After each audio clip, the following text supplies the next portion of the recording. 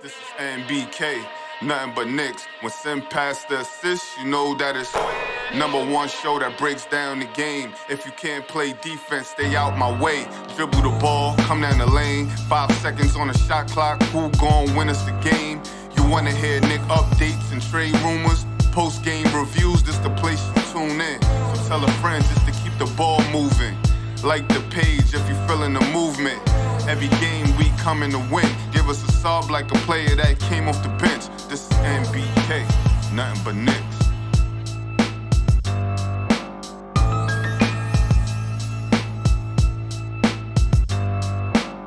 Knicks family, what's poppin'? It's your boy. Good afternoon, ladies and gentlemen. The NBA trade deadline is here. And the New York Knicks have yet to do a thing. Besides trading for Cam Reddish a little while ago. But they haven't done anything since, ladies and gentlemen. There's about an hour left before the trade deadline is up. You know, we got a nice little cast here to talk about it. We got Steph, we got G Fresh, we got Andy. And we're going to break down some things that have already happened and then figure out, are the Knicks going to do anything at all, ladies and gentlemen? Because right now, it's not looking too good. Steph, what's going on? Salute to you, Sim, Andy, G Fresh, the chat. I'm feeling pretty good, Sim. I think, if the Knicks do anything, let it be something that's going to make us better, not just for this year. That's just going to improve this team overall. And if they can't find anything that does that, don't just trade just to trade.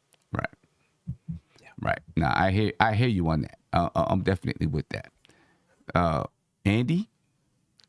Yeah, what up, Sim? What up to the panel? What up to the chat? I'm with Steph on this one 100%. Listen, the trade deals that were out there with with the Knicks and stuff, that we're gonna get Dragic and stuff like that, he's not gonna resign with the Knicks, so it would be just to save this season. And I don't think it's worth, maybe trading young assets, because I'm cool with trading the vets, but trading young assets or future first round picks just to get better this season, I think it's not worth it. So I'm cool with, maybe not cool with them staying put and not doing nothing. But I'd rather them do this than just trade for a humongous, bad, long contract that's going to get us stuck for the next couple of seasons. Yeah. Now I hear you. And G Fresh, what's going on, man? Man, what's going on? Shout out to the panel, Andy, the Queen, Steph, Sim. Shout out to the chat, man. Thank you for tuning in, man. I'm glad to be here. Yeah, so let's start with the biggest trade of the day, without a doubt. It's the biggest trade of the day. The Brooklyn Nets are trading James Harden to the Philadelphia 76ers for Ben Simmons, Seth Curry, Andre Drummond, and 2 first-round draft picks. All right, so for all of this talk that the 76ers did about Ben Simmons and they want all of this compensation, they give up way more. I mean, they're getting James Harden, who is a malcontent. I mean, he wanted out of Houston. Now he wants out of Brooklyn. He got out of Brooklyn. And who knows if he's going to want to stay in Philadelphia. You know what I mean? But you had Ben Simmons just sitting there.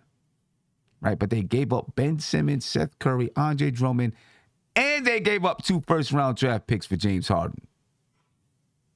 Steph, what do you think about this trade? I still think the Sixers won. Well, no, you got to come out of the trade with the best player. In my opinion, they came out with the best player. And sometimes when you think about just Harden for that compensation, if you just think about it straight up, I could see how you could say the Nets won. But you got to think about what that player does for your team and what that player does for your championship aspirations. And if it takes it to another level, I think it's okay to overpay. If you want to say this is an overpay, you put Harden with Embiid, they're back to being championship contenders. You put Harden with Embiid. That's tough. So that's tough to deal with. Are you going to give up on that because they asked for an extra first round pick? I mean, that's tough to deal with. Harden and Embiid. That's a tough duo to deal with, and you still got what's his name over there? I can't even think of his name now. Actually, Tobias Harris. You still got Tobias Harris? right? You still got Maxey, Tobias Harris. You Thibault. still got Maxey, Thibault. Yeah, you still got a lot. You know what I mean? So I hear what you're saying. Andy, your thoughts on this trade? Yeah, Sim, I actually think that this is a good trade for both sides. Listen, the Nets didn't they gave up Harden.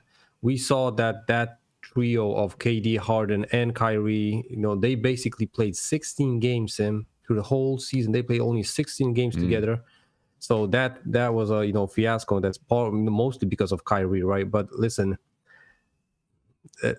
They got Ben Simmons, a huge defensive player that doesn't need the ball to be effective, because he doesn't like to shoot the ball even.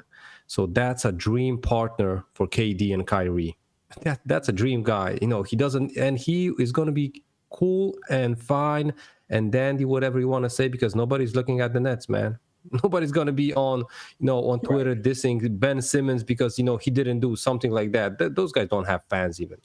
And and listen, and on the 76ers, side, they had Simmons, but they couldn't play him. So now they get a huge guy with a huge scoring potential. They give up Seth Curry, that's a big guy also, and Andre Drummond, right? But listen, they got those minutes at center field for Embiid, so Drummond was only a backup. But Seth Curry, I think that was a huge rotation piece for them. Right. But listen, I think Harden can easily fill out that role. The scoring that Simmons gave you this season and Seth Curry, I think Harden overrides that easily. So I think it's a win-win situation. Okay, let me ask you this, G Fresh. Does Ben Simmons, Seth Curry, Andre Drummond? Listen, the Nets were already supposed to be championship contenders. They've lost 9 straight because of injuries and all kinds of crazy stuff. Does this propel them back into the top 3 teams in the Eastern Conference? I'm going to say no, surprisingly. I think at the end of the day, there's still a lot of holes with Brooklyn, with Kyrie. At the end of the day, right now, he's only still playing role games. So you still have that void. We all understand what kind of talent that Ben brings. Really is not offensive, but defensively, I think Brooklyn's 19 in defense. So that he's going to increase their defense prowess as a team. But I think what really made Brooklyn that juggernaut was just having Harden. And without Harden, they were 3-7 without Harden. Now, I'm not saying that they have a losing record with Ben, but when you just saw the way you saw Harden as a facilitator, I personally like him as a better point guard. I just feel like he just has a better control of a flow of an offense, better than than Ben Simmons. So I think Philly won this trade. Okay. All right. It's going to be interesting to see how the whole thing works with Ben Simmons, Kevin Durant, everybody there. I do like, Nate, what you were saying. Ben Simmons is a guy that's going to be happy to kind of, just relax and let everybody else take over. You know what I mean? And right. That's kind of what, he probably, he's cool doing that. Yeah. Right. You know what I'm saying? He's cool doing that. And I do think it's going to help. Listen, the Nets needed someone who can lock down defenders. Lock down offensive guys, because they were, really an offensive juggernaut with having Kyrie, James Harden, Kevin Durant. They were an offensive juggernaut, supposed to be an offensive juggernaut. But I think this maybe makes them more complete and still be an offensive juggernaut, to be honest with you. Right? Mm-hmm. Because you got Seth Curry out there who can knock down the 3 ball. Right.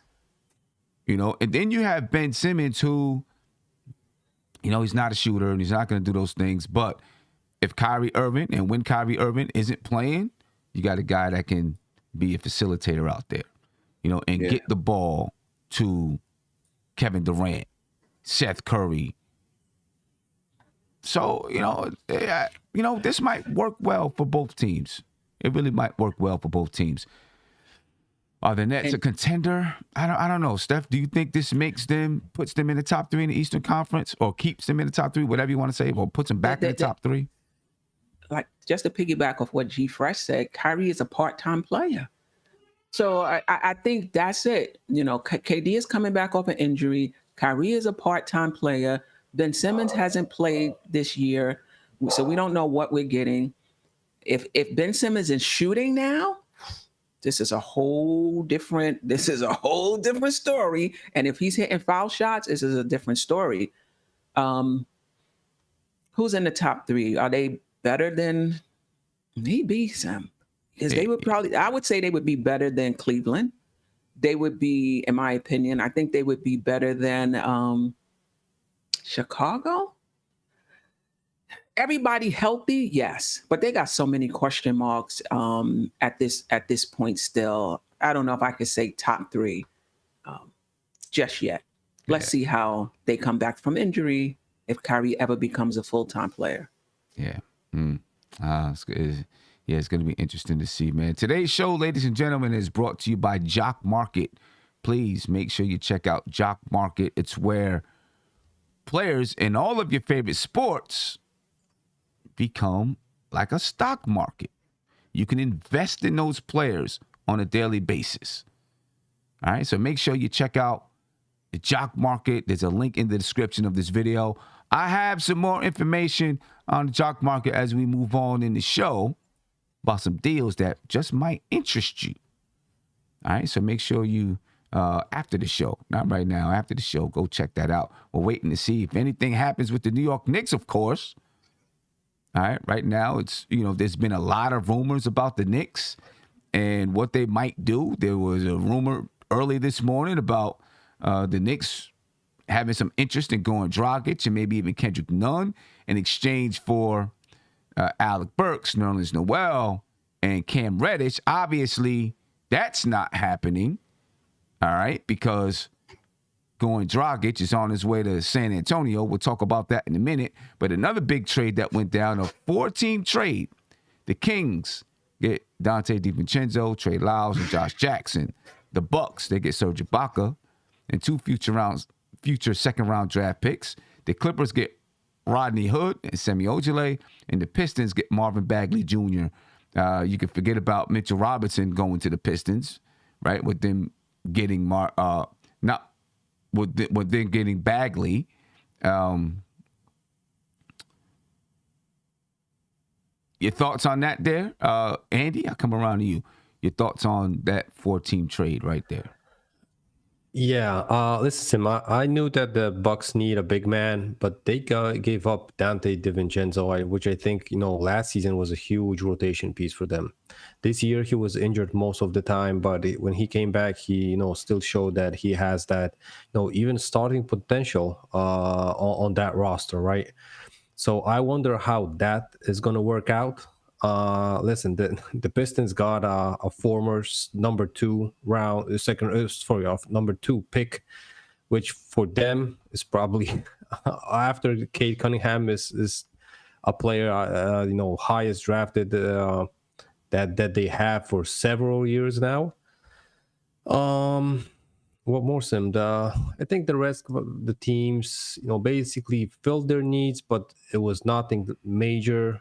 For those teams, I think, the Bucks were really looking to get a big man after they got news that probably Lopez is going to be unavailable till the end of the season. So that was huge for him because that was a big part. I wonder if Serge is going to have, though, enough gas in the tank to get him into, the finals in the East.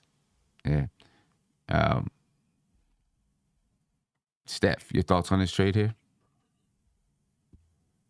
4-team trade, that is. 4-team trade. You got yourself mute. Let me get you unmuted. I got it. There you go. Yeah, I like it for Detroit. Do you have it pulled up, Sim? Yeah, I got it pulled up. Again, that's the Kings. Yeah, I see it. Yep. Listen, how much does, like Andy said, how much does Ibaka have in the tank, to really help Milwaukee? The the Pistons get a young guy to go with Cade Cunningham, like you said, and Mitchell Robinson is probably off the table for them. And the Kings are loading up. I'm reading that they're trying to make the play-in after 15 years of not making the postseason. So I think this helps them as well. Trey Lyles has been playing pretty okay, actually, this season. And Barnes may not be on the table, I'm hearing as well. So they may be loading up. I like this trade pretty much for everybody involved. I don't know is Hood playing? Was Hood playing this season? It's spot minutes I only. think, yeah, spot minutes. In and out of the lineup, spot minutes. Yeah, but he was playing. Yep, and that should be Marvin Bagley the third, not Marvin Bagley Jr. Right. But Marvin Bagley going to Marvin Bagley's. He's like G. Fresh said, he's wanted out of Sacramento for a while. His dad has wanted to get him out of Sacramento. Now he's going to Detroit, a team that has a lot of young players.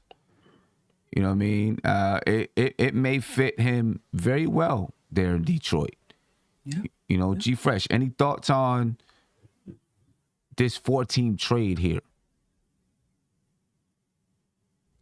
Muted, G. Fresh. You muted. I think this is a good start for Bagley. I think you look at Detroit, you think Detroit's probably a better run franchise than the Sacramento Kings, so I think he goes to a better situation. I think even still playing under Grant helps, and playing with Cade, I think that's going to help his game a lot. Because Cade is 6'8", Grant is 6'9". That's just a lot of length. So they're going to be a fun team to watch next year. When I look at the Lakers, the Clippers, they answered their question. They got some depth because they were really top heavy, and now they got some veterans. So let's see how they, as far as make a push. I don't know where their standings are in the playoffs, but having Paul and hopefully maybe, I don't know if you're going to get what's his name back. Kawhi back this year. I don't know if he even shows up for the playoffs, but I think with Milwaukee, kind of scratch your head a little bit, the Surge pick, because I felt that actually Boogie Cousins was a good fit for them. He was really balling out for them, and to kind of get a guy that, but they both have injury problems, but if you just say who looks healthier, Cousins looked a little bit more healthier right now than Ibaka. So it's still in question, as far as why they kind of, they get Ibaka, they get some picks, but they get some cap relief, but that's it. And Sacramento, I think they're trying to do what they did in the early 90s, early 2000s, and just load up on young talent and let them guys rock. Yeah, let me tell you something. While I was, and everybody I think was surprised that Sacramento moved on from, what's his name? I can't even think of his name right now. Halliburton.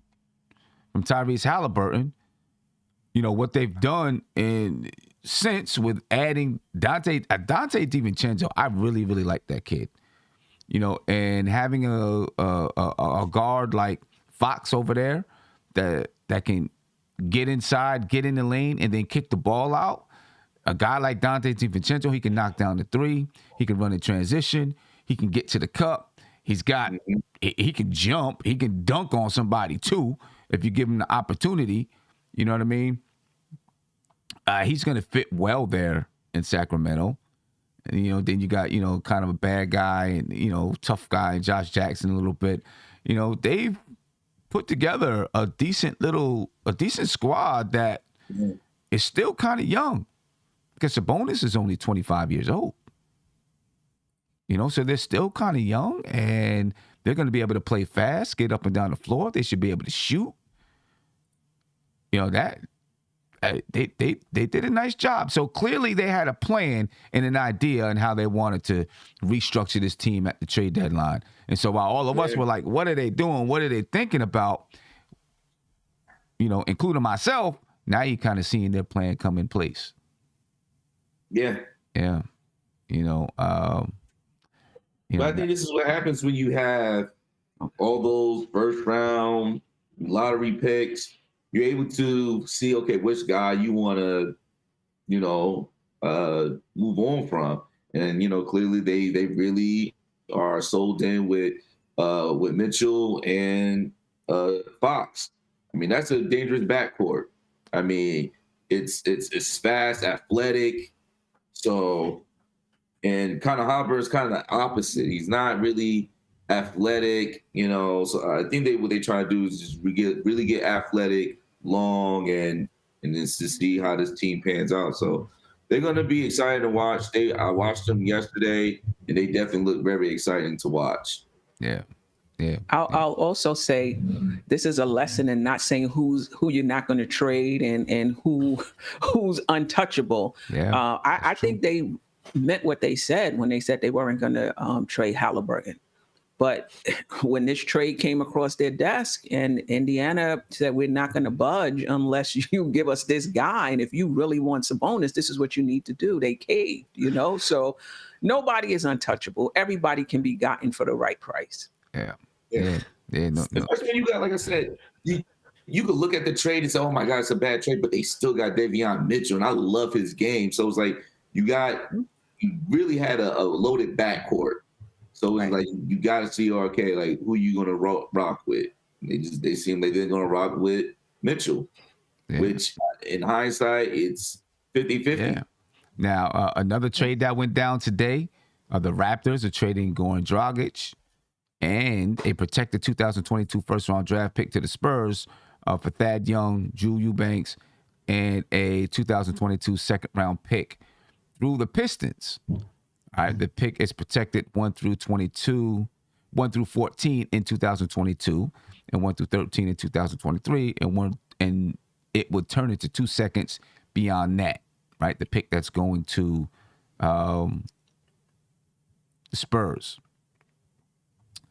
The Knicks were rumored to have interest in Goran Dragic. There was going to be a 3-team trade, between the Knicks, the Lakers, and the Toronto Raptors, where the Knicks would have been giving up Cam Reddish.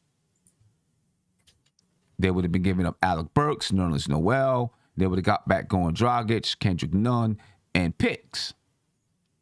Obviously, that's not happening now because Dragic is on his way to San Antonio. It seems, and you see here from Adrian Wojnarowski, says, sources say the Spurs, who are trading for Goran Dragic, are expected to negotiate a contract buyout with Dragic. Among the interested are the Dallas Mavericks, the Milwaukee Bucks, Chicago, Clippers, etc. Right? Those who would be interested in Goran Dragic once he's bought out. What do you think about the trade? I want to know what you think about the trade and what we know about the Knicks possibly being part of that 3-team trade, right? What does it tell you about what the Knicks were thinking there? All right, so what do you think about this trade first, and then what do you think the Knicks are thinking? Because we heard that they were rumored to were going to trade Cam Reddish, and the Lakers, according to Ian Begley and others, are they want Cam Reddish. Right, so we'll talk about that in just a second. But Steph, this trade here, I like it for Toronto. That Toronto team is just tough, and I think they won like 5-6 games in a row. Now you add a vet and Thaddeus Young, who's an all-around player. I think he helps them. Like you said, San Antonio is buying Dragic out, so he could probably go to Dallas, wherever he wants to go. I think for the Knicks, it was about clearing salary. I think at the Knicks, it was more about salary space than him being a long-term answer for us. So I think that's what their thinking was. Right. It didn't work out that way. And we'll see where we go from here. Yeah, I think that is exactly what they were thinking, right? We'd get Goran Dragic. We're able, he comes off the books, and then we got $19 million to go after Jalen Brunson. That's right. Right. I think that's exactly Still got the what they're specific thinking name. I think that's exactly what their thinking was. It wasn't about Dragic at all. Now, if they would have said, "Hey, you know what? We'll use Dragic for the remainder of the season. You know, he hasn't played most of the season. Maybe he's feeling good. You know, body feels good. We'll use him, as a placeholder. Right. You know, but that was probably the plan all along. As a matter of fact, I had a tweet ready to go where I said to myself, let me hold off, where I was thinking that the Knicks maybe had a plan of trading for Dragic and Nunn, and of course the draft pick, and then flipping that draft pick to the Kings for Harrison Barnes, and that along with that draft pick would have went Evan Fournier. That was my thinking, Andy. Nothing against him. He's playing well. That was my thinking, right? Since Alec Burks would have been gone, my thinking was that then there's, flip that pick and Evan Fournier to the Kings for Harrison Barnes, and then in the summer they picked up Jalen Brunson, and then next year you're going to the season with a 5 of Jalen Brunson, RJ Barrett, Harrison Barnes, Julius Randle, and Mitchell Robinson. Right? That was kind of my thinking. Well thought out. And then you still had room on the bench, obviously. And then if you didn't get Jalen Brunson, you still had Kendrick Nunn that hopefully would have been healthy into next season that you could say, okay, we'll rock with Kendrick Nunn for this season. He's making like $5 million next year. Yeah. So that was kind of my thinking. And then if you do get Jalen Brunson, you have Kendrick Nunn coming off the bench. You got a nice point guard duo starting and coming off the bench, and then you fill out the rest of the roster however you fill it out, right? I saved the treat in my drafts, didn't send it out. Obviously, Goran Dragic got traded to the San Antonio Spurs, so it's neither here nor there. I'm glad I didn't send it out. And that was just my thinking of, maybe that. I was saying maybe that's what the New York Knicks are thinking. But it's not there. Andy, your thoughts on this here and how this will affect the Knicks and what the Knicks might do? Yeah, listen, about that trade, I think that in that scenario, we were sending Cam and Burks out, right? Something like that. Cam, so listen, Burks, and Nerlens Noel. Yeah, so listen, for me, that trade didn't make sense at all at the beginning because you were looking to trade Burks to get minutes for Cam. So if you're trading 2 wings and bring it up a point guard without moving Kemba, you're going to have a point guard glut then. So that was like, for me, it was that's like... That's not even a glut. Kemba doesn't even count, in my opinion. But we would have to waive one at least, right? So why not put in Kemba instead of Cam? And then that trade made sense for me because we get rid of one point guard, we get another one. But then again, I knew that Dragic, he only wants to play with Luka in Dallas or going back to the Heat. Listen, he's under contract with the Raptors and he's watching games like in the 5th row, the Heat games live. So they must have talked about it like weeks ago. So he doesn't have to even practice with the Raptors. He just stays in Miami and watches Heat game. So I knew that that's not gonna be a long lasting trade for the Knicks even if it's gonna go through. Would I be happy with it? I think only, like you guys said, only to dump the salaries and to have a little bit of cash space to sign Brunson. Because I think if Josh had the numbers right from yesterday's show, I think we would have more money to offer for Brunson than actually the Mavs could do. So I think that, a couple of $1 million per season might have worked miracles when it comes to Brunson, right? So he would have, not only the money, point on the Mavs, he would have, the all around, my father was a Knick, Leon is a friend of the family and stuff like that to just, wave them goodbye and go to the Knicks. Yeah. I think those connections are going to mean a lot with Jalen Brunson. So does it tell you that are the Knicks looking right now to find a way to get off of the contracts of Nerlens Noel, Alec Burks, those 2 guys, so that they can have $20 million in cap space to go after Jalen Brunson? G-Fresh, do you think that's what the Knicks are looking to do right now at this trade deadline? because that would have been the idea for Dragic. Obviously, that's not happening now. Yeah. I ain't gonna lie. I don't know really, honestly, what direction the Knicks are really headed, to be honest. I mean, it's you trade for Cam Reddish, and at first that's spelled out, okay, someone's gonna get moved. All of a sudden, Fournier is shooting lights out. So the Knicks are now paused, like, wait, hold on, like, do we really trade for Evan Fournier? And then, so I think that was to me, the initial move. And I think to honestly just to search for a point guard for next year or kind of develop, which I'm not really, for, but developing quickly or seeing what you have in McBride at point, which I'm probably more acceptable to see what Bride has to do at the point guard position. But as far as making the move for Jalen Brunson, I'm iffy on him. I mean, I think he's a great player, but I think, injuries has to really do a big part on, whether I'm really sold on him or whether Brunson, not Brogdon. Not Brogdon, Brunson. Brunson, yeah. Yeah, Brunson.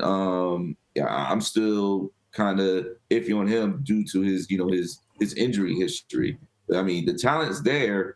Is whether or not can he stay healthy, but I don't know if the Knicks is really sold on really, making, him the point guard of this team. I don't know. I think they are. You think so? I think the Knicks, I think they are. I think when you look at the relationship between Brunson, Tom Thibodeau, and Brunson's dad, and then you look at the relationship between Leon Rose and Brunson's dad, I think I think they want the guy. I mean, I think they want, and one of the reasons too is not just because, I mean, obviously we know he can play basketball, and the jury is still out on Brunson, but also, I guess he might be a guy that you can get while he's on his way up, and you still might be able to get him for either a very decent contract or a short contract, you know what I mean, and get that production out of him before, you really got to pay him big money. You know what I'm saying? Because he's still unproven. And I think his agent's going to know that he's unproven, and he's going to know that he's still kind of unproven, and understand that teams are going to offer him money, comparative to his production and the fact that he's unproven. Sort of like the way the Knicks did with Julius Randle, right? When they picked him up from the Pelicans, it was like, okay, you're on the verge, but you haven't proven it yet. So we're going to give you $19 million a year and give you a chance to prove it. And so I'm thinking that they feel like they can do the same thing with Brunson. A trade that just happened, that was just finalized. The Pacers are finalizing a trade to send Torrey Craig to the Suns for Jalen Smith and a future second-round pick. Nothing major there, but the Pacers are continuing to break down their team. And also the Knicks. If the Knicks do not, and let me come back to you, Stephen, and ask you, do you think this is worth it, or should the Knicks be going in another direction? I'm going to ask you too, Andy. Malcolm Brogdon, it's clear that he's probably going to be available during the summer. Are you making a move for Malcolm Brogdon? Because the Knicks are going to have still the ability to trade Alec Burks if they don't make a trade with him now. Nerlens Noel, and it sounds like Miles Turner is probably going to be on the way out from Indiana as well. Mm-hmm. So they may be interested in a Nerlens Noel, maybe not. They might be more interested in Mitch. I don't know. But if you're the Knicks, do you get Malcolm Brogdon? You know, he's got a contract, $22 million that goes until 23, 24 or something like that. Kind of a long contract. Now, the money is decent. He is injury prone though. Would you invest in Malcolm Brogdon as the point guard for this team in the summer? Usually, Sam, I would say no because of the extensive injury history. I don't know if it's extensive, but it seems to me like every season he's out for at least 18 to 20 games. But if you're giving up Berg and Noel, I would do it. I just don't want to see those guys anymore. So, yeah, I would definitely do it and just hope and pray that the injury history is behind him. Remember Ilgauskas? Every time you turned around, he was injured for Cleveland, and then the injuries just stopped, and he had a pretty good career. So that's what I'm hoping for Brogdon. Right. Andy? Tim, I think, like Steph said, he has to show us the medical records on it, because if I ain't seeing proof, I ain't doing the deal. Yeah, but listen, as far as skill set, he's a perfect point guard for Tibbs. Fundamentally sound, plays defense, not small, strong, can shoot, can penetrate. He can basically do everything. Maybe not, particularly something, perfectly, but he has a wide variety of game, and he's also smart. You can see the IQ in his game. Doesn't take dumb shots. Plays whatever the coach asks him to do. He does it right. But the injury prone part, it's really a little bit of letdown. So I hope, like Steph says, not only for the Knicks but for him, he's gonna get finally healthy and on track to be a potential even all-star point guard, I would say. Yeah, I mean, he has the potential. He has the potential. My question is with him, obviously the injury history, but also, are you just kind of, if you bring in Malcolm Brogdon, are you just kind of duplicating what the Indiana Pacers had? And, we see where it went for the Pacers. Obviously, it's a different team, and you got different players, and there's going to be, some different chemistry there and things like that. But are you just kind of duplicating what you had with the Pacers? Because the teams would be very similar, right? Malcolm Brogdon at the point guard spot. You got a guy in R.J. Barrett that, similar to, I can't even think of his name. What's his name that was there? Karis LeVert? Not Karis LeVert. The three-man that's always hurt. Warren? T.J. Warren. Similar to T.J. Warren. Obviously, Julius Randle, similar to Domantas Sabonis. Mitchell Robinson, not really as similar to Miles Turner. They're two different players, but you end up having kind of a similar basketball team that didn't work out. What would be different with the Knicks if you brought Malcolm Brogdon to the team? For the Knicks, the Knicks didn't have a good point guard as him for years, maybe decades. That's true. That's true. Yeah. But are you just kind of duplicating that team? Because But Sam, do you think he's better than Brunson? Like, we like Brunson on this team. Do you think Brogdon, I think, might even be better than Brunson? I think he is. Yeah, that's true. I think he's more proven at least, right? He's more proven at least. Yeah, he's more proven. That's a good point. They've both been in the league. Brogdon been in the league 2 years longer than Jalen. Right. And kind of in a sense, Jalen been a backup. Because I'm just looking at the stats right now. Jalen kind of been a backup. So I think what the thing with Jalen is giving the opportunity to have a full-time position at point guard. Can he exceed, expectations?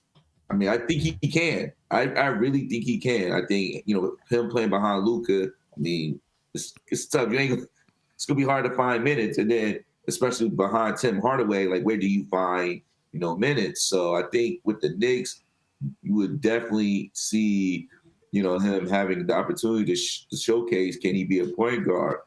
But with Brogdon, when you look at him stat for stat, the only stat that I think Jalen might has Brogdon beat is pretty much 3-point percentage. Brogdon's the 88% free throw shooter. Jalen's is a 78. Jalen seems a little bit better to go to a cup. Like he's 50% at field goal percentage, while Brogdon's is at 46. So I mean, I like Brogdon better just because the versatility, the defense, the size. I mean, it and I think he fits Tibbs more. But as far as like you mentioned, Sam, the connection, coach-father connection. I think that plays a big role. Right. And I think Tibbs seems like the kind of guy he will go with a player based off relationship from a past work experience with another coach or another player. He likes that comfortability. Yeah, he does. He does. There's no doubt about it. He likes that comfortability. And I think Leon Rose is the same type of person. He seems to like to know, because one thing is they know the family history, right? They know the background of that player. But what if either he decides not to go to the Knicks, or, Dallas can just gives him a crazy offer? Then I'm thinking Malcolm Brogdon is the next one in line. So the Knicks probably try to, let me ask you this. The Dallas Mavericks said that anyone looking to trade for Jalen Brunson, it's got to be a significant offer. Steph, if you are the Knicks, I don't know what a significant offer is, but if you are the Knicks, are you giving them a significant offer right now so that you can have them locked up? You don't have to worry about it. For Brunson, I would. Outside of RJ and Randall, I would. What's a significant offer though? That's the thing. We don't know what a significant offer is. You know what I mean? Yeah, and are they looking for young guys? Are they looking for vets? I don't think, like, one of the reasons the Knicks may be having difficulty is probably nobody wants Brunson and broken down Noel, who's yet to play in the game, and Kemba, who's not playing consistently. That may be the problem. So if we're trying to get Brunson and give this significant offer, you think they want those players? I heard something earlier about they might be interested in Kemba. I don't know why. Me neither. I don't know why either. I heard about that too. Do they want Noel, who can't stay on the court? He comes back for one game, out for three. Right. What? So and would they be interested in young guys? So for me, outside of RJ and Randall, I would, because I think it's one of those things where it's not who Brunson is particularly, but what he does for our team. Right. Okay. I think you get to add, Noel was with Dallas at one point. Yeah. And I think, remember that report that came out saying that he lost some money, not because of Dallas, but more of his representation. He turned down an $80 million contract. That leaks in where they wouldn't want Noel anyway. Yeah. He turned down an $80 million contract. Who was that? Nerlens Noel. Noel, okay, yeah. Nerlens Noel turned down an $80 million. I believe it was $80 million. Yeah, $80 million contract. He almost like $100 million. Yeah, it might have been $100 million. Might have been $100 million, but from the Dallas Mavericks, betting on himself, basically. That's what he said, betting on himself, and he took the wrong bet. He took the wrong bet. I don't see that happening. They wanted to take him, but I think that could be smoke screen Sim, is them saying, "Oh, you got to give us a significant offer." So it's like, he's not that type of player where you're gonna like still pick up your phone and, hey, well, I'm still was good with Brunson. So I think that could just be smoke screen for Dallas to say, hey, don't trade for this guy. We really want to keep him, because we all know that Dallas is not going to be able to really keep this guy. So if you're Dallas, you're going to try to hold on to him as long as you can. Yeah, I don't know what they're able to offer him, but I think it's 4 years, $54 million, unless they move somebody. I think if they move somebody, they'll be able to offer him more. Yeah. Mark said we can't even get Ish Smith. I was laughing at that. So many point guards moved in market. Like, we can't even get Ish Smith. Yeah. Look, I don't know. The Charlotte Hornets, they're acquiring Montrezl Harrell for Vernon Carey and Ish Smith. So there you go. That's where Mark is talking about Ish Smith. Yep. And Wow. and Sam just said yeah, there you go. The Washington Wizards are trading Spencer Dinwiddie to the Dallas Mavericks. We don't know what for. But Spencer better not be Dinwiddie's on Brunson. his way to the Mavericks. You know, maybe that opens something up. And the For Wizards Brunson. also traded Aaron Holiday to the Phoenix to the Suns. Suns. Yeah. Yeah. Probably to Alfred Payton. So Dallas is sending Kristaps Porzingis to the Wizards. What? Whoa! Wow! Wow! Dallas is sending Kristaps or Porzingis to the Spencer Wizards. Dinwiddie. Oh my God. Oh my goodness! Is Brunson on the move to the Knicks? Is Brunson on the move? Yo, Hey, maybe. Hey, oh my goodness, it Woo. might really seem that might happen because if you get Spencer Dinwiddie, who's a point guard / shooting guard, that means you're moving for Brunson. That's wow. That's. I hope they don't send Brunson to Washington. It's a wrap. Oh my gosh, I'm gonna be hot. I would be hot because oh man, the Knicks got to get in on something here. Now, these are just saying where these guys are going. It could always end up being a 3-team trade. You never know what's Right. going to happen. Yes, and most of, maybe not most, but teams just could chip in before the deal is done by the NBA Right. office, right? Because they right. send it in, and meanwhile, Leon says, "Oh, damn, this guy's on the move. Yeah. Let's go in with this guy, that guy, because you can see the fit is not going to be there for someone else, and then you just put in your bet, right? Yeah. So Can I say this? Mhm.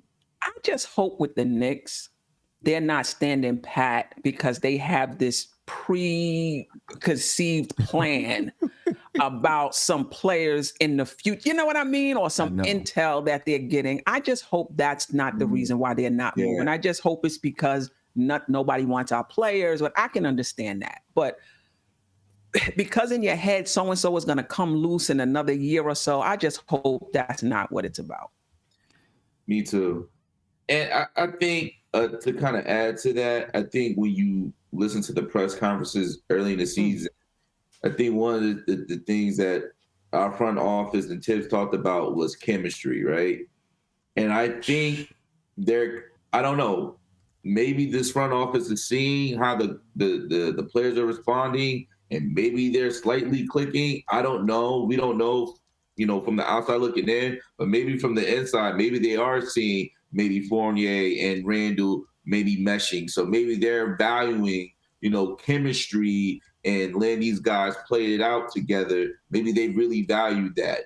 They said that early in the season, and maybe they're still following that trend and that plan. Yeah. Ah, man. I mean, maybe. But my thing is they got to be able to see that they need a point guard. You know what I'm saying? I mean that's something that they got to be able to see, that if they think this group of players is coming together, a point guard, a leader, number one, and a point guard who can consistently take the ball out of Randall's hands when necessary, lead the troops out there on the floor, distribute to other players, is something that is critical for this basketball team. I would hope that they think that or see that. I think the question, Sim, is knowing that you need to fill that huge void. Do you really feel that Brunson can take that responsibility? It's still, you have to really sit here and if you plug this guy in right now, do we become at least a playing team? But here's the thing: inside, 6 seed, if you add this one player, that's a big. But here's the thing: if you trade for him now, you get a chance for the remainder of the season to see what this thing could look like, right? You still, and so you get a chance to see, can they battle for that play-in spot, and then you can make a better decision at the end of the season. All right, what do we do? Right? How do we move from here? you know. Yeah. But I don't know. It's good. I still think it's going to be hard for the Knicks to get him here at the trade deadline. But you never know. You never know. The Wizards are also sending Davis Bertans in the deal to the Dallas Mavericks. Yeah, I was going to say because their money doesn't work. So they had to send, and Bertrand's had a huge deal. So listen, Sim, now the question is Brunson more on the move, or they made more, they made salary cap space so they can re-sign him in the offseason? Yeah, that's true. Because basically they have to pick between him and Dorian Finney-Smith. Now having Maxi Kleber as a stretch 4 and Bertrand's that can be basically a 3 or stretch 4, maybe they're thinking, we're going to keep Brunson and then just, move on Finney-Smith. Yeah, I mean, that could be true. That could be true. Ladies and Brunson gentlemen. and Dinwiddie? Sorry, go ahead, Tim. Yeah. Well, when we come back, well, not when we come back, I just want to talk about Jock Market for a quick second. And then I want to know, Spencer Dinwiddie's contract. What's his contract? I don't know. But ladies and gentlemen, today's show is brought to you by Jock Market. All right. They got a couple of deals going on that you might be interested in. If you trade $50 in any new sport that you haven't played yet in 2022, you get a $25 bonus per new sport. So, ladies and gentlemen, go learn some new sports. Check out, see what's going on in NASCAR or whoever. All right? And get some free money. And then also, obviously, the Super Bowl, ladies and gentlemen, is this weekend. And got a chance to win some money. All right? One winner who has traded at least $100 is going to be able to win $5,000. 3 winners who have traded at least $56, they can win $500. And 10 winners who've traded at least $1 is going to get a chance to win $100. And you got about 25 people who's going to win a Jock Market baseball cap. All right, so ladies and gentlemen, make sure you check out Jock Market. There's a link in the description of this video. Click on that link. There's actually a app you can download for Apple, for your Android, for whatever it is. You can check out the Jock Market, and there's going to be a lot more coming from Jock Market on this particular show, the shoot around. So stay on it, ladies and gentlemen. Stay on it. Jock Market. Go check it out. It's fun. It's real fun. It's a unique take on fantasy sports because you invest in players as if they were stocks. You can invest in the players, ladies and gentlemen. It's pretty cool. It's pretty cool. Let's get back to talking about the trade deadline, though, and whether or not the Knicks are going to do anything. Spencer Dinwiddie. How much money does Spencer Dinwiddie make? What was his deal? I don't remember, but it had to be significant, I guess. He's getting paid this season 17.1, the next season 18, and 2023-24 he's getting paid 18.9 million almost, and then it ends. No player option, no team option, so that's just that. Okay, so he's on the books for a little while, for a couple of seasons for the Dallas Mavericks. They're looking at him to be their starting point guard then. You would think, right? Yeah, looks like that at least. Yeah. I mean, the thing about him, Dinwiddie, he could play the 2 as well. So if you're thinking about him and Luka, they could just interchange, who's bringing up the ball, who's playing off the ball. Yeah, he's a very versatile player, man. I mean, he can even play some 3 too with his length. He's 6'6", a legit 6'6" guy. Length, and could, score the bucket and facilitate. So why didn't it work in Washington with him and Bradley Beal? I don't know, Sam. I got Dinwiddie on both of my fantasy teams, and I noticed that whenever Beal went down with an injury, his numbers would go up like 19 points, 8 rebounds, 7 assists, something like that. As soon as Beal come back, 6 points, 4 rebounds, 3. It was night and day. So Maybe. I just don't. Maybe because Bill handles the ball a lot Yeah, it kind of in their dominates the ball. offense. Yeah, that could be. That could be that he just kind of dominates the basketball, and so Spencer Dinwiddie doesn't get to do the things that he does best. But isn't it gonna be the same way in Dallas? Or even worse. Or Right? I'm already waiting for Luka. Just Dinwiddie's gonna wave him off, and he's gonna be like, "Man, that's gonna be crazy." yeah, because I don't know. Anyway, I'm hoping that the Knicks find a way to pull Jalen Brunson out of that deal. But ladies and gentlemen, we only got 13 minutes left, and it's seeming like the Knicks, they got 13 minutes to make something happen. Now, obviously, 13 minutes to make something happen. Right? I don't know how they pull this trick out of their bag. Obviously, for at least a half an hour after the trade deadline, trades are still pouring in, right? So then you might get a flurry of trades that come, of things that are just being finalized and all of that. I mean, you see this Kristaps Porzingis thing happen right here at the last minute, or close to the last minute. How do you think that looks in?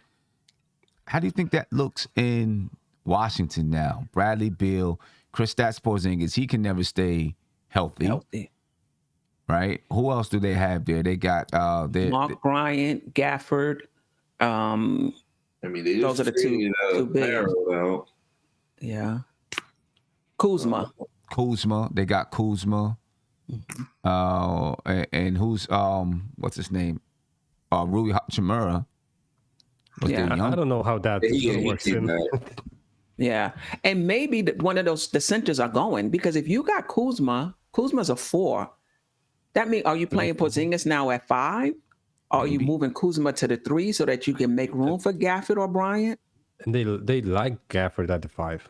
Yeah, they do. They started him, so. And listen, with KP, unless he's changed his mind, he never really wanted to play the 5 spot. He wants to be a 4. He wants to play the 4. He wants to be a stretch 4. Right. So I don't know how that's going to work either. Right now, it seems like the Washington Wizards are doing whatever they can to keep Bradley Beal. You know what I mean? So whatever they got to do, they're trying to make sure that they can keep Bradley Beal around, because Bradley Beal can sign an extension, I believe, but he's declined to sign an extension, and they're going to look to try to keep him this summer, right? Re-sign him this summer. So whatever they can try to put around him. I don't know if KP does it, though. I don't know if KP keeps him there. I don't think it should. No, does not. You'll be a fool if you think, your third best player being KP that can't stay healthy is going to work. And then once again, they got, I can never pronounce this guy's name, but I'm just calling him Rui Hachimura. I think I said it right. But even with him being up and coming, so it's like, is KP coming off the bench? That's what it seems like.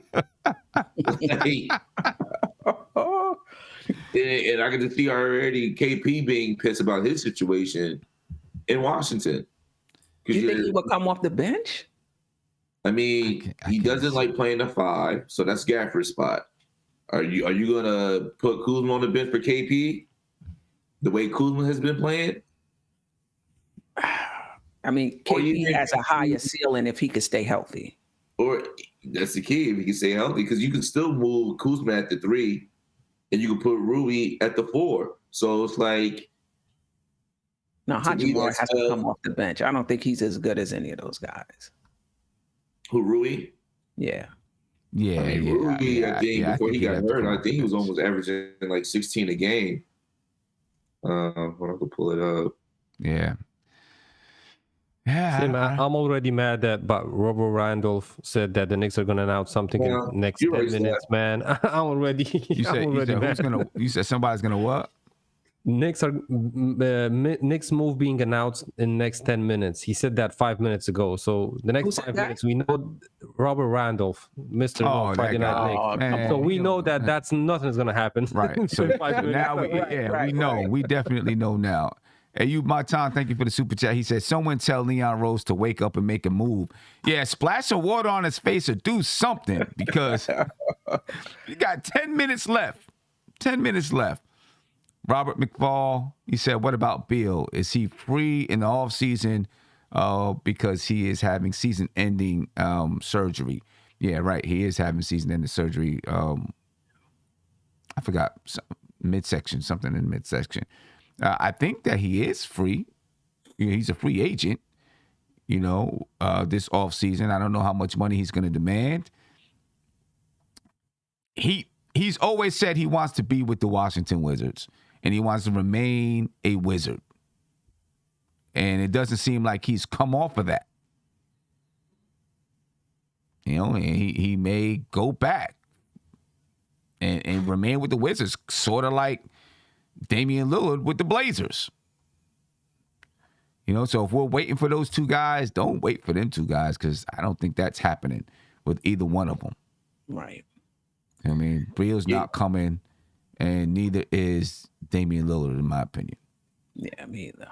Yeah, sometimes you just gotta understand some of these players got that Carmelo Anthony complex. I'm not saying that's a bad thing, but some players just like being the man and like getting paid like the man. Some players just have that in them. You can't always think that players want to jump ship and I want to play with this player and I want to win a championship. Sometimes, you know, these athletes, man, it's all about how much money can I make and boost my legacy. And sometimes they play nice and say, I won a championship, but some of them don't even care. It's like, as long as you pay me and I look like the man, I'm good. Like, that's something these guys. Now, one of the things, too, you can't dismiss is the buyout market. And that the Knicks may have the ability to add someone, probably not somebody significant, after, during the buyout market, because there's going to be a lot of players that get bought out, and the Knicks may have a chance then. I don't know who. Obviously, it seems like Dragic is probably going to get bought out. Yeah. But I don't think the Knicks really had interest in Dragic as a rotation player, right? I think their interest was purely to free up money for the summer. Yeah. You know what I mean? But if the Knicks don't make a move, which, you know, you got 6 minutes left, you know what I mean? I don't know if, making a move is even in the cards anymore. Hopefully they're talking to someone. Well, it might be in the cards. They're probably talking to somebody. But if the Knicks don't make a move, on the buyout market, do they buy out Kemba, buy out Alec Burks maybe, and then let Cam Reddish play in lieu of Alec Burks, and then find a guard somewhere on the buyout market? Do you think that happens, and who could be available? Steph, I'll begin with you. I'm not sure the Knicks buy them out because I think the Knicks still think they're valuable and that they can get something for them. If not now, then in the offseason. That's probably true. I think if the Knicks do want to play the kids, I mean, Cam Reddish or whoever, they can just sit those guys. I mean, to your point, Sim, you talked about a few days ago, my preference is to move them than to have them sitting on the bench and playing young guys, unless we're just mathematically eliminated. But I think if a point guard comes up on that market, it's a shame. But whoever get bought out is probably going to be better than anybody we have. I don't even know what the names are, what the potential names are, but they'll be better than anybody we have. And if they're still shooting for the playoffs, I would do it. But if they're not, let the young guys play. Like if we're mathematically eliminated, we're not going to the playoffs. Let's see what we have. Yeah. And I'll just say to Deron Wayne, playing the young guys is a front office decision. That's not a Tibbs decision. You know, I mean, he's playing to win. The front office would have to say, enough is enough. This season is over. I need you to start prioritizing the young guys. Right. And I still, but see, this is where me personally, I just feel like if you're going to prioritize playing the young guys, I'm cool with that. But I would want those older vets that you're not going to play gone, not even in the locker room, you know, because me personally, I always go by, you know, the best players play. The best players get on the floor. And I think it starts to create a bad culture when you have guys who are better sitting on the bench because you want to experiment with younger players. Yeah, and I feel like those older guys, like we were talking about with DeAndre Jordan, feel like those older guys start to feel like, you know, it can create a bad atmosphere, I think. You know, so I would like to move them if that's the case. But then still, like you said, those guys can always be trade bait because of their contracts. They still got another year in the contract. So they can be trade bait during the draft. They can be trade bait during the offseason. Mm-hmm. You know, so it probably is better for the Knicks to keep those guys so that they can create more space. But ladies and gentlemen, there are 3 minutes left. I just wanted to add something, Sam. I just wanted to add something. I looked at some buyout players, and the only point guards that right now are in buyout mode is DJ Augustine, and Houston is probably looking to buy out John Wall. That's pretty much it. Everybody else pretty much got traded. Eric Bledsoe, who's in the buyout market, got traded. Gordon Dragic, we just spoke about. Serge Ibaka, I don't see, even though he just got traded, I don't see the Bucks getting rid of him. Jeremy Lamb just got traded. Robin Lopez is still with the Magic. Millsap just got traded. Scatterrancy just got traded. Tristan Thompson, Daddy Isham. So those are just a list of players that were in the buyout market. Yeah, I mean, listen, if John Wall gets bought out, if he gets bought out by the Rockets, I would pay him the veterans minimum to play out the rest of the season. There's no doubt about it. And then see where you go from there. There's no doubt about it. I would do it. Shout out to Bobby Santiago. He said maybe KP was moved to bring in Mitchell Robinson and Emmanuel quickly for Jalen Brunson and another player. I mean, I don't know if they have that kind of interest in Mitchell Robinson, the Dallas Mavericks, maybe. I don't know. I mean, would you move Mitchell Robinson and Emmanuel quickly for Jalen Brunson if that was on the table, Steph? If we know that Mitch is not going to re-sign with us, yes. If not, I like the way Mitch is playing as of late. Yeah, I like the way he's playing too. You know, obviously we need him to be able to be out there and play every game. Mm-hmm. But I like the way he's playing too. They are the Houston Rockets. They're trading Daniel Tice to the Celtics. Just going back to the Celtics. Going back. There's a lot of teams going back to their old teams in some of these trades. Yeah, going back to the Celtics. So now we've reached 3:00. The trade deadline is over. And I guess we're going to be waiting to see if anything happens, you know, if anything pours in, you know, that the Knicks did something, but it doesn't look like it. Yeah, and I know there's probably a lot of people who are upset right now that the Knicks did nothing at the trade deadline. But I do agree. I would rather... Oh, the Boston Celtics are trading Dennis Schroeder to the Houston Rockets in a package. I was going to say, it was probably for Schroeder. Yep. So there's another point guard off the table. Yeah, if you were looking at trying to get a point guard for the remainder of the season. But I guess if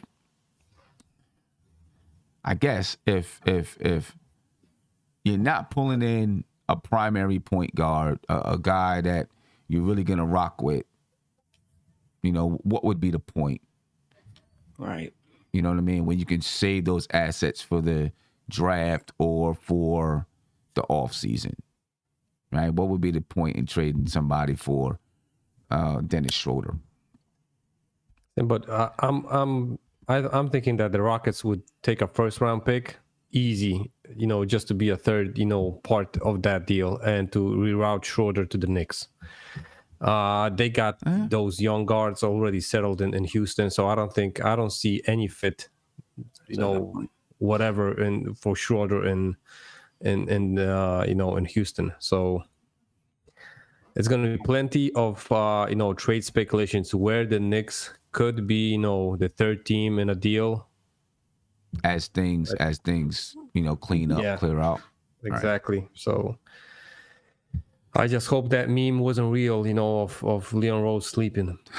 And I hope the Knicks are not being so conservative. Oh, that would be nice, but this, that, and the other. Sometimes you got to take a small risk. That's the other thing. Are they just being too conservative? Are their deals on the table and they're just like, nah, we're not gonna do this one. We're not gonna do that. We're just being so conservative that they lose out on potential good moves. You know what I mean? I don't know. Yep. Obviously the trade deadline has overpowered the Knicks playing the Golden State Warriors tonight. I don't think many people care about that game versus the Warriors. Most people assume the Knicks are going to lose. Right? Without RJ, who's out. Without RJ, who's out. Yeah. But Quentin Grimes is going to be, probably in the starting lineup for RJ. Oh, he's back? Because, okay. Yeah, he's back. And Mitch is likely. Meanwhile, Nerlens Noel is unlikely to play. So, no. Let's hope. Well, listen, let's Mitch hope is it's not going to be at helping least perception. competitive. Yeah. Let's hope it's going to be competitive. He's not helping perception that he always getting hurt. He's not helping. Right.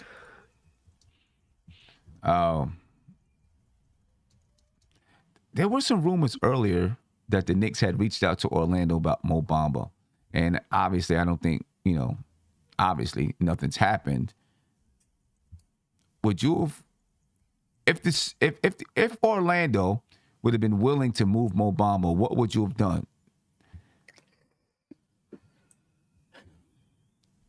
That's a good question, because I would think they would want somebody young, right? Probably. You would think that they would want somebody young. And I don't know why they would move on from Mo Bamba anyway, unless it had to do something with unloading contracts. I think they were considering moving Terrence Ross as well. Yeah. And do you play him and Mitch on the same team? Do you think that would work? But at least you got insurance if Mitch is going to bounce in the offseason. Yeah. Right. Yeah. Puts you in a better situation to negotiate with Mitch. So yeah, that's true. Right. So, ladies and gentlemen, the New York Knicks do not make a move, at least so far, during this trade deadline. No significant moves, at least. Houston is also getting Enes Freedom and Bruno Fernando in the deal. So the Houston Rockets will get Dennis Schroeder, Enes Freedom, and Bruno Fernando. And the Boston Celtics will get Daniel Tice. No deal for the Lakers. They'll focus on the buyout market. But that's easy for them, Sim. They got LeBron, which is going to call the shots, so he's going to have dibs on everyone he wants. You know what I'm saying? Now, that's funny that Adrian Wojnarowski tweets no deal for the Lakers. I'm waiting to see him tweet no deal for the Knicks. They'll focus on the buyout market. Right? If not, then maybe that means that something is going on somewhere and we just don't know. Yeah. Listen, the Pistons didn't trade Jeremy Grant. They could have made him that move and get better, at least for the future. They didn't make it. So that's the third team that probably is upset. Who's upset? That it could get Who's upset? the Pistons because they didn't get anything for Jeremy Grant. I think he had potential to be at least traded for young guys and or future picks or stuff like that. Right. Well, according to Shams, it says Jeremy Grant remains with Detroit as the deadline ends. Grant and the Pistons have comfortability with each other moving forward. So maybe they came to some kind of agreement and felt like, hey, we're good. Let's make this happen. So now you got Grant and you got Bagley. It's going to be next to each other. How does that look? How do you think that looks, G Fresh? I mean, those guys are long and athletic, but at the end of the day, I think Bagley needed a new team. He needed a fresh start. But who's the leader on that team? At the end of the day, who's the leader of that team? Who's going to catapult that team? Even though they're, young and athletic, who's going to, be that veteran piece, to guide this team? This team is just very young, and I don't really know who are their veterans on this team. So I don't really see them really moving up, especially with the East has gotten better in recent years. It's like, so the question's still out on Detroit. Yeah. So there's a super chat here that I want to read out. All right. Somebody kind of coming at us a little bit, but that's all good. We'll take it. We'll take it. Oh, Sim, sorry to break up you, but Okay. Wojnarowski said no deals for the Knicks. So he didn't say that we're gonna, look on the buyout market for guys, but he said that no deals for the Knicks. Oh boy. Wow. Well, there you go. There you have it, ladies and gentlemen. No deals for the New York Knicks. Wow. Buyout market, here we come, I guess. Yeah, and then Nobody's coming. here we come. That's Disappointing. it is. And you can see it right there on your screen, ladies and gentlemen. No deals for the Knicks. Okay, so there it is. They said earlier in the season they really want to build chemistry and familiarity with this team. And I mean, you gotta respect the fact they're being consistent in what they're saying. I mean, they value Chemistry with what though? We are in the 12th seed. I mean, we're in the 12th. Like, that's what I don't get. Now, I understood last year, right? But the trade deadline, we had a really good chemistry. They don't want to break it up. But this year, right? This year, I mean, I don't know. This year, is nothing going on. Nothing going on with the team. So that can't be the reason. That they didn't want to break up a chemistry that's building. I mean, I understand what you're saying, G Fresh, right? I understand what you're saying, but I don't know. You know what I'm saying? Why? I don't know. The chemistry obviously isn't there. I mean, they're playing better basketball. They are. Right? Yeah. They're playing better basketball. There's no doubt about that. But not good enough. Not good enough to say we're cool with standing pat. Yeah, and in the ad, it's like we're getting better while we're on a tough stretch. So that's the sucky part. It's like, oh, we're getting better. And it's like, well, yeah, look, I stretched the schedule. It's like, Right. Nothing to show for it. We're on a tough stretch for the remainder of the season, though. The remainder of the season is a tough stretch. You know what I'm saying? I mean, the remainder of the season, we play all good teams. All good teams. So, I don't know. It's I think that's a tough one to deal with for me. Yeah, honestly, me too. I didn't want him to do anything crazy, but I wanted him to do something that shook up the team. Something. It didn't have to be crazy. I got an idea. I got one name for you from the buyout market. Since the Suns got Aaron Holiday, they're not going to need Elfrid Payton as a third string point guard there. imagine this situation. They buy him out, we sign him, and Tibbs puts him straight up in the starting In line. the starting lineup. Oh Straight my up from the gosh. buyout market in the Fans starting go lineup. crazy. Oh my goodness. I'm telling you guys, if that's going to be the thing, my resume is on the Knicks in James Dolan mailbox. Hey, let me tell you something. If that happens, man, Knicks fans are gonna lose it. Yeah. I wouldn't. He would be the best point guard on the team. He at that probably point. would. He No, probably. that's the sad part about it. That he would. That's the sad part about it. On the team. He would. And they should have brought him back third string, given the injury histories of Kimba and Rose. And Rose. But Steph, if that happened and we benched Kemba, he Oh my would get the gosh. starting job straight up from that point. So Ish Power You know says. what? I think that'd be a better fit. Oh man, I'm mad you said that, Andy, because with Fournier playing the way he's playing now, and you saw in certain parts of last season when Randall kind of got out of control, Peyton was kind of able to reel him back in certain moments. So I'm mad you said that, because if we was to get Elf Payton, it would be a nice little. Oh man, I don't even want to say. I don't even want people mad at me at the chat. You don't even want to say. It's a bad enough day for the Knicks. Andy, because you making some sense, G man. Fresh. It's a bad enough day for the Knicks. You don't even want to add salt into the wounds, man. It's already a bad Don't risk day. your name, Yeah. I ain't Right, in front of the right. front office's names. Yeah, exactly. Let it be. Ish Power said, "You guys are double talking. You don't want the Knicks to be conservative, but you don't want to. You wouldn't trade Mitchell quickly for Brunson. Take that risk, make that trade, get what you want and need." I mean, you know, I get it. Yeah. I get it. I get it. You know, I mean, you're definitely taking a chance if you do that. I would also like to be smart with the moves too. And if Mitch is someone that you want, then, you know, I don't know. But obviously, the New York Knicks ain't making any deals at the trade deadline anyway. According to Woj, the Rockets are waiving Inez Freedom.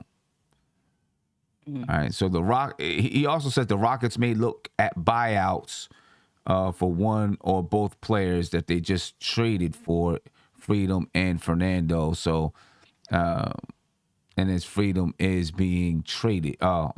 Being waived. And I guess the Knicks are just going to look at that buyout market and see if they can find a guard there, or they may not do anything at all. They may just rock with what it is. But then now the question comes, Cam Reddish. They made this move for Cam Reddish, right? But they didn't make any room for him to play. Tom Thibodeau's not just going to throw him out there with Alec Burks on the squad, with Kemba Walker on the squad. He's not going to put him out there, and then Derrick Rose is going to come back. So now you just wasted a first-round pick for a player that you're not playing, treating him just like Kevin Knox.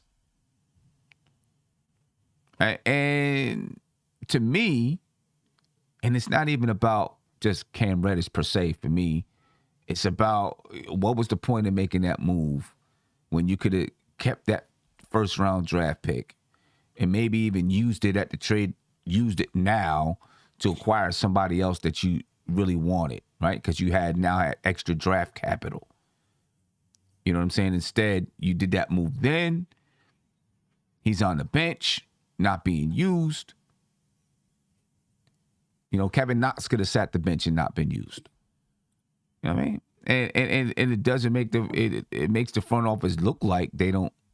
It makes the front office and Tom Thibodeau looks like they're not on the same page. And then it makes it look like they don't know what they're doing and they don't have a plan. You know? So what happens now, I guess, is the question. What's next? What happens now?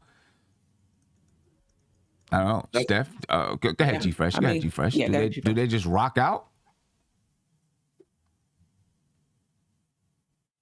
You going Fresh or G-Fresh? Oh no, I was going to just say I don't think nothing. Like what can you do? Like you didn't move any pieces.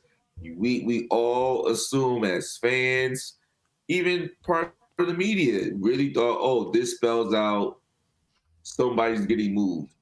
And it really makes you question the pause. It's like, the Knicks were probably very hesitant on certain players, and, maybe they had to give up some players. Maybe they had to, take some players with some not expiring contracts going into this season, but maybe next season. And maybe they would really worry about that. So it looks like the front office just personally didn't get the job done, because clearly you do not trade for a guy of that young talent that basically is going through the same thing that he went through in Atlanta, So why would you put him through it here?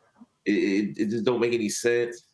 And I think the Knicks just kind of, I think they was being too smart for their own good. Yeah. I mean, I think the Knicks are in collect asset mode, because at a later date, we're going to be able to do ABC. Let's stay flexible, because at a later date, we're going to be able to do ABC. But when is the later date? We keep pushing it from last year's trade deadline to the off season. Now this year trade deadline. I hope they're not playing conservative. Like, I don't want them to be risky, like extra risky, but I don't want them to be too conservative as well. I still think that if the Knicks don't make the playoffs, as we become mathematically eliminated, I do think that Reddish will play. He's going to play tonight because RJ is out. But I do think if we continue to lose and get further and further away from the play-in, I do think he will get his shot. And I will say that, like you said, Sim, Knox was out of the rotation. So now you trade for somebody, you're going to put them right into the rotation and take somebody who has been in the rotation out. Like, if you know how Tibbs work, he trusts guys. Those guys that are in that rotation are guys that he trusts. You're not going to bring somebody off of Atlanta's bench and he's going to come right in. And who you taking out? You're going to take Grimes out? You're going to take Burks out right off the bat? No, he's not going to do that. But I still think Reddish will get his time as the season wears off, goes on. See, this is where one time we asked the question, maybe a couple of days ago, whether or not the front office failed Tom Thibodeau. This is one time where I think they did fail Tom Thibodeau, because I believe that the conversation was something like, hey, we want to trade for Cam Reddish. And Tom is like, you're going to trade Kevin Knox? Now I got to add another guy to my rotation. Maybe this isn't the right thing to do.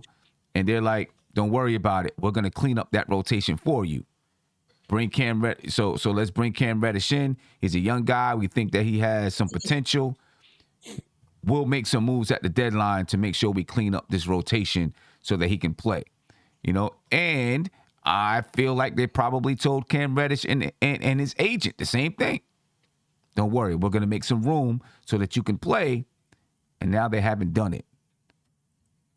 You know what I mean? Now there's kind of there's just, I don't know, hopefully it doesn't create more division in the locker room or anything like that, where Cam Reddish is just, unhappy and like, man, I came here looking for an opportunity and I'm not getting an opportunity now.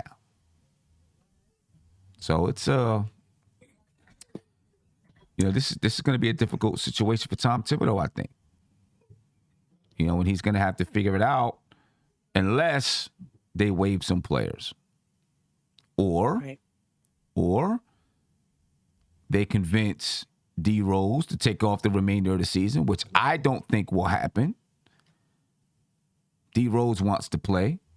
Yeah. But if you waive Kemba, let Alec Burks play in that starting unit, and then you still got Emmanuel Quickly, you got Quentin Grimes, and if D Rose, just says, okay, I'm going to take it off until next season, then you can play Cam Reddish. Then you got Obi Toppin and you got Nerlens Noel. I guess we'll see. I don't know how that, I don't know. Go ahead, Andy.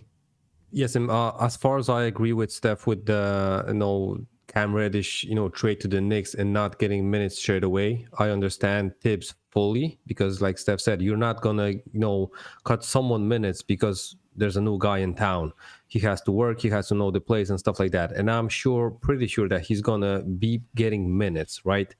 Yeah, I think so. Question is, listen, the front office we said they did well in the offseason by signing guys to reasonable contracts and movable contracts. Meanwhile, they didn't move basically any of these contracts they signed, right?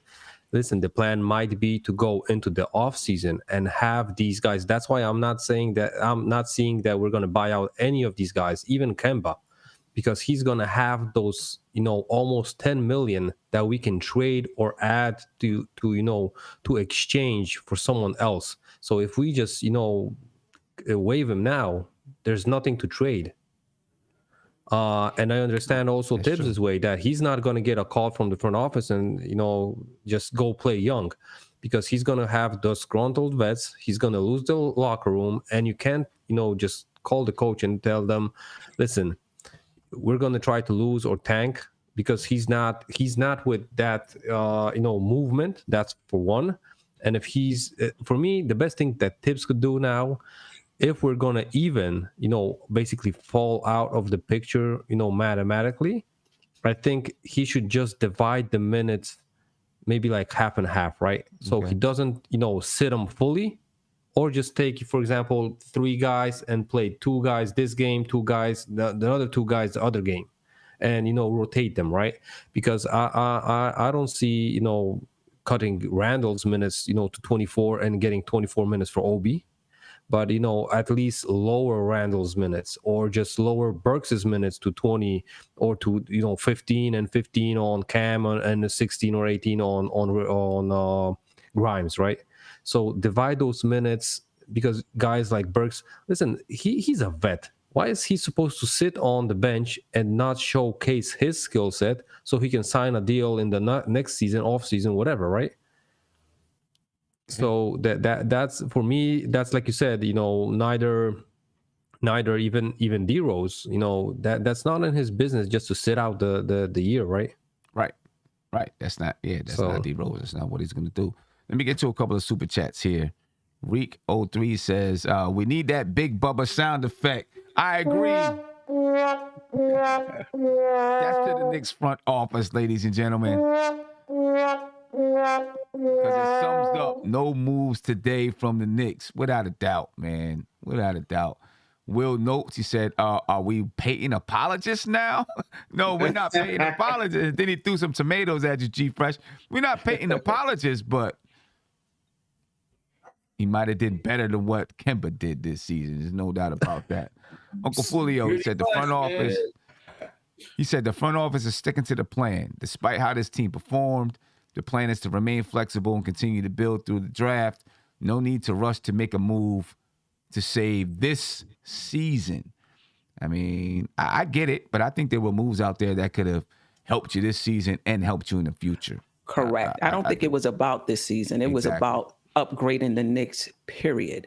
And what's with all the flexibility that we're not doing anything with, waiting for something else to fall a year or 2 down the line? I just don't get it. Yeah, Kaiser Soul said the panel is capped today. He said nobody wants these trash vets that won't change the summer. Randall, get this guy out of here and let's build around Barrett. I mean, we've been saying we wanted to move some of these dudes. I don't know what listen, we want to move these guys. But they see what we see. The Knicks fans are something else. Oh, we don't like them. We got to get Burke out of here. But yet, we expect another team to come over here and say, oh, yeah, y'all don't really like Burke? Yeah. Well, we'll give you bring him over here. We'll give you a first. Yeah, we'll give you a first for him. Right. Listen, we got to be realistic. You can't always look as a Knicks fan, just look in the perspective as, just a Knicks fan. You have to look at, if you're a team like, say, for instance, the Lakers, right?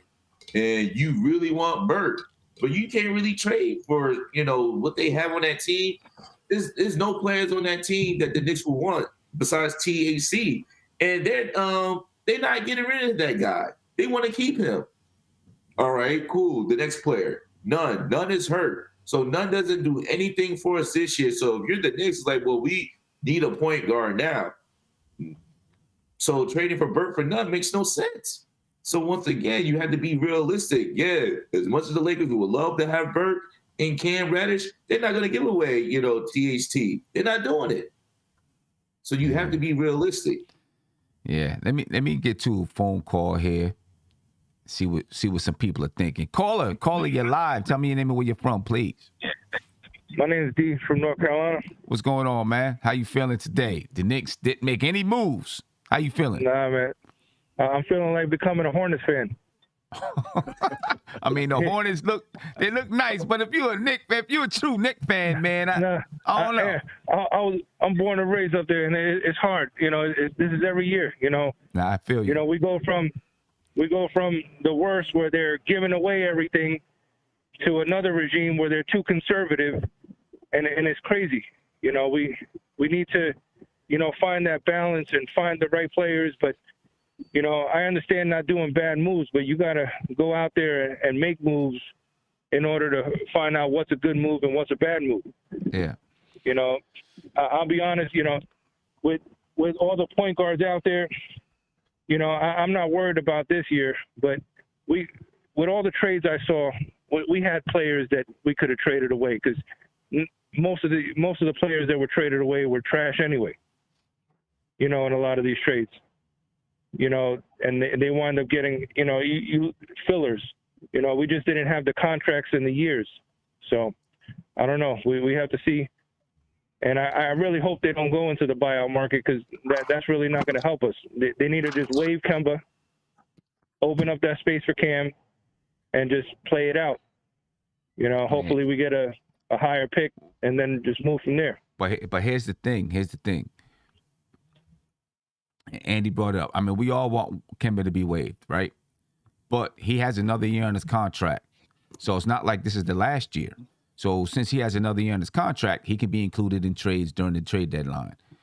Nerlens Noel can be included in trades during the trade deadline. Alec Burks can be included in trades during the trade deadline.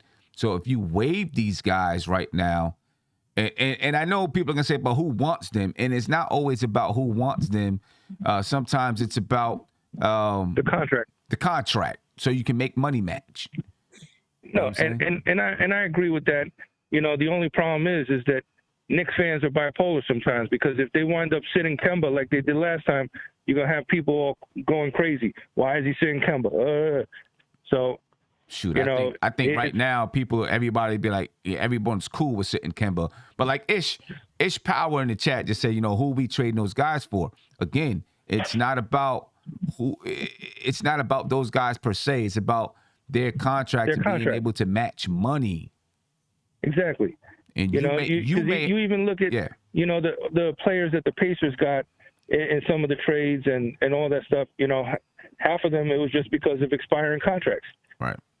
Because look, when you get to the draft, teams can, again, start making trades in the draft, right? So you figure the draft is right now, 4 months away? So teams can... I'll throw something out at you. I know that Detroit was interested in Mitch. Now, would you do, especially if we're going to trade Randall, would you trade Mitch to Detroit and get Sadiq Bey? What's that point guard's name? Not Cade. The other kid behind them. Get him and then get their first round pick this year. I don't think they're giving up their first round pick this year for Mitch. And they're not giving up Sadiq Bey. That's for sure. Yeah, I mean Detroit is at the bottom of the pole. They're at the bottom of the totem pole. So if they're giving up their first round pick this year, you talk about a high, top 5 pick probably. I don't think they're giving up that pick. Well, we have to figure out something. I think that we have to initially blow everything up except for RJ, Grimes, Deuce, and just try to get as many assets as we can and just go from there. Because what was crazy for me, and it's been for years, is how many times we've seen teams go from good or decent to trash, and then they bounce back, and we're still in the gutter. Yeah. You know, I know. I dig it. it's crazy. The Hornets have done it. The Magic have even been better than us, and that's sad. Yeah, I dig it, man. Hey, my man, I appreciate your call. Thank you for your time. I appreciate you guys taking the call. Yeah, no doubt about it. Appreciate you. I don't know, man. Tim, one more name popped into my mind. While we're looking for the point guard in the buyout market, if Dennis Schroeder gets bought out from the Lakers, I think LeBron is not going to have dibs on that one. He had him for the last season. That might be another name, as a point guard that will not be, considering the Lakers as a team. That was going to be my next question. I was going to ask, if he does get bought out, are you willing to try to bring in Dennis Schroeder for the season? Yeah. He would be because he's a free agent this summer. The Knicks get a chance to see him and then decide if they want to sign him or not. Yeah. And listen, and the front office is going to say that was our plan the whole way. Yeah, we knew this was happening, right? Yeah, right. After the first game that he scores 20, man, that would be the press conference. That was our plan the whole way. And I mean, I guess the only question is, I would think that he's a guy that and the front office knows, he's not going to be here in the future. He's not a guy that we're really trying to roll with. So then my question would be, what is the point? If you bring him in, just to see what the team looks like with a guy that can really attack off the dribble and be a point guard for your team. I don't know what the point is. You might as well just play one of your young guys, in my opinion, at that point. But even if we do play McBride for the rest of the season, McBride is not going to be our starting point guard next year. Right. That's true. I mean, and you can still play him. I would like to see Schroeder on this team, and it's low risk because we don't have to re-sign him in the off season, and McBride can still play. Yeah, and then you have an easy way out for Kemba, right? Because you just have to waive someone. And you say, listen, you're not going to be the fourth string point guard, so we're letting you go. You can go, to Charlotte, whatever, right? So that would be the explanation for letting Kemba go. Yeah. G Fresh, what do you think? What would you do? As far as Schroeder? Yeah. I mean, I think in the offseason, he was definitely in my top 5 point guard to kind of, target list. And I agree with Steph. I mean, it wouldn't hurt to just pick him up off, the buyout market, just to gauge what we really need in a point guard. We tried the Alfred Payton scenario, a defensive guard, big guard. All right, what do we do with a two-way point guard that can play a little defense and that can kind of score us at 3 levels? And then you can kind of gauge into going to the off season. Okay, what kind of point guard does this team needs? So I think you could kind of see what you need, and by picking up Dennis, because I think as far as any point guard we had in the last 20 years, I wouldn't say he'd be the best, but I think probably the most all around as far as defense and offense. And I could, do a little bit of everything. Ladies and gentlemen, if you haven't heard, you heard now. The New York Knicks did nothing at the trade deadline. All right, they stood pat.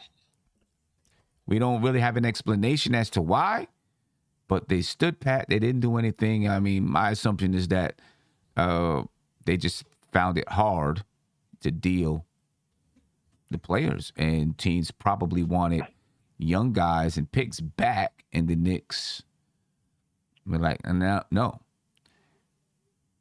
Yeah, they wasn't trying to do it. I mean, that's the way that I see it. That's the way that I see it. They wanted guys like Quickly. I think they wanted guys like Obi. I think they wanted those type of players, and we were just saying up flat out no.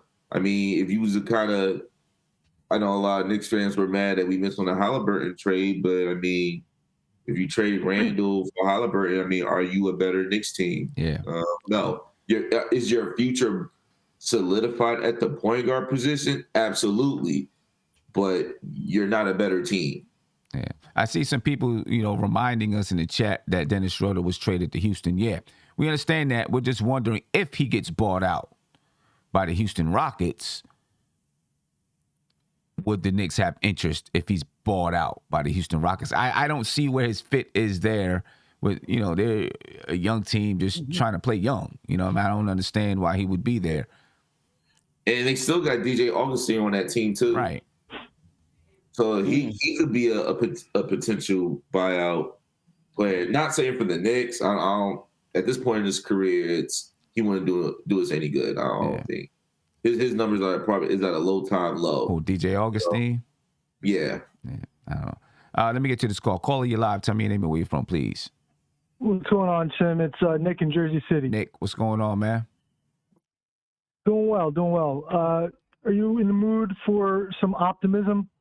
Yeah, I'm in the mood for some optimism. I need some optimism right now because, the Knicks, I'm optimistic.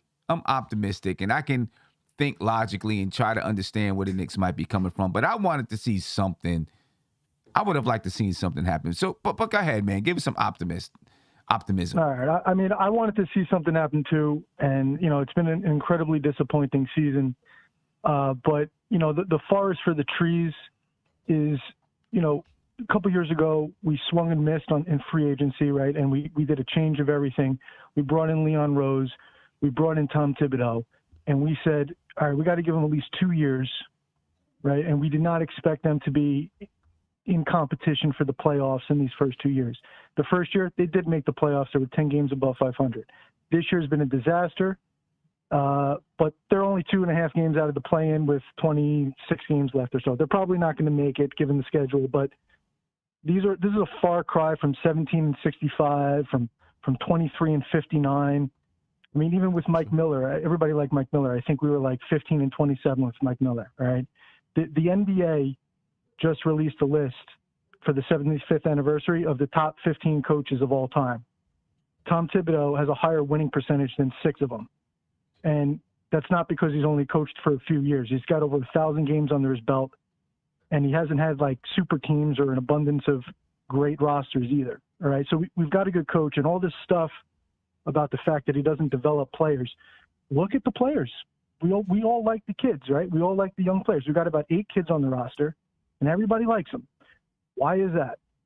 Does that have anything to do with player development that's going on? Look at R.J. Barrett, how we feel about R.J. Barrett compared to 2019, compared to today. Look at Mitchell Robinson today. And he doesn't have those fouling issues. We all want to see more IQ. We all want to see Obi Toppin.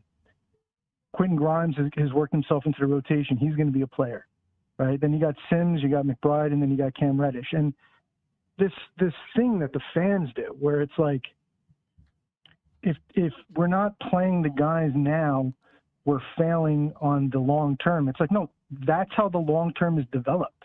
There's a hierarchy. When you give rookies unearned minutes, you are hurting their long-term player development. Jimmy Butler was a second-round draft pick, or maybe the last pick in the first round. Okay? Jimmy Butler had to earn his playing time, and he got it. We all know about Derrick Rose being the youngest MVP ever. We are developing the young guys fine. And financially speaking, we were set up. We made a decision last offseason for 2023 and 2024, and nothing has changed. The only thing that's changed strategically for this franchise is the fact that we thought Julius Randle was going to be our long-term number 2 option, and maybe he might not be because we don't like his attitude. That's the only thing, and that's water under the bridge because he's got a tradable contract, and we're probably going to move him this summer anyway. So all of this stuff, it's like we can't get out of our own way. We have to have stability. We can't keep letting the fans on Twitter and Mark Berman and all these guys at the New York Daily News dictate what the franchise does. We've had 18 coaches in the last 22 years. We need stability at the front office, stability at the head coaching spot. We need to understand what it is that we have. And just because it has not yet matured doesn't mean that good things aren't happening. Good things are happening. It's been a mess of a season this year because Randle basically did a 180. If we had the Randle of last year, right now, we'd be 7 games over 500 instead of 7 games under 500, if not better. All right? Randle took the carpet out from under us, but that's okay. because it's all correctable. And the long-term view of this is everything's going fine. And it's a meme that Thibodeau doesn't develop young talent. He is. It's happening right before our eyes. People just don't see it. It's fascinating. That I definitely agree with you there, right? Because, when you look at our 10-man rotation, you probably have at least half of the rotation of players under 25. There's no doubt about that. Right, under 23. Under 23, right, under 23. Yeah. No doubt about that. You know what I mean? But I hope you're right, man. I hope you're right that we're still on the right path, and this roster is going to end up, they're going to end up shaping the roster the right way.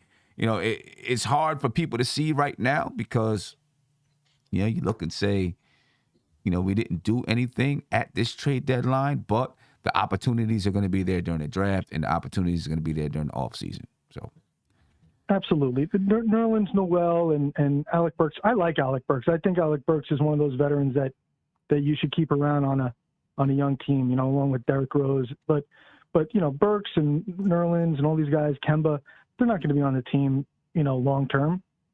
It's the young guys who are right now competing against them and not getting minutes. Everybody thinks Steph just had a great point. Everybody wants to see Deuce McBride. If Deuce McBride is the starting point guard for the New York Knicks, we have made a strategic mistake. We are misallocating resources. We're the only fan base in the world that wants to see the C team over the B team and the B team over the A team. What are we doing? I understand it. Thibodeau plays the vets, but he also plays the young guys. And then, it's just it's insane. And I could go on a whole thing on it. He has a whole career. Like I said, he has a higher winning percentage than 6 out of the 15 guys that they just put on for the top 15 coaches of all time. And if you compare their rosters to what he's had, he didn't have the 80s Celtics or the 80s Lakers or the 90s Bulls or Kobe and Shaq in their prime or Duncan and Ginobili. You know what I mean? He had Derrick Rose for about 2.5 years. Prime Derrick Rose for about 2.5 years. I mean, he develops young talent.